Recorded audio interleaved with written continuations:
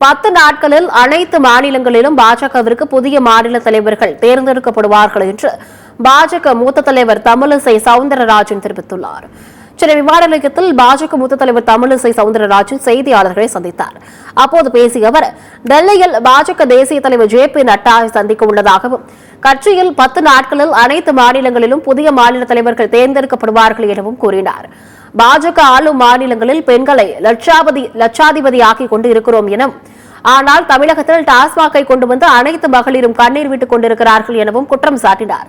திமுக கூட்டணி கட்சிகள் கல்வி நிலையங்களில் பெண்கள் பாதிக்கப்படும் போது எந்த கருத்தும் சொல்லவில்லை என்றும், பெண் குழந்தைகள் பாதிக்கப்படுவதை பற்றி கவலைப்படாமல் திமுக கூட்டணி கட்சிகள் ஓட்டு மட்டும் வேண்டும் என்று சென்று கொண்டிருக்கிறார்கள் எனவும் விமர்சித்துள்ளார்.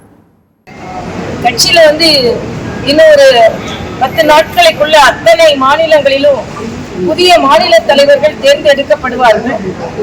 ஆனால் லட்சாதிபதியாக பெண்களை ஆக்கிக் கொண்டிருக்கிறோம் பாரதிய ஜனதா கட்சி ஆட்சி செய்கின்ற மாநிலத்தில். மகாராஷ்டிரால பாத்தீங்கன்னா லாக்பதி அப்படின்னு ஒரு திட்டம் கொண்டு வந்து அவர்களை லட்சாதிபதியாகி கொண்டிருக்கிறோம். ஆனா இங்க டாஸ்மாக் கொண்டு வந்து அனைத்து மகளிரும் கண்ணீர் விட்டு கொண்டிருக்கிறார்கள்.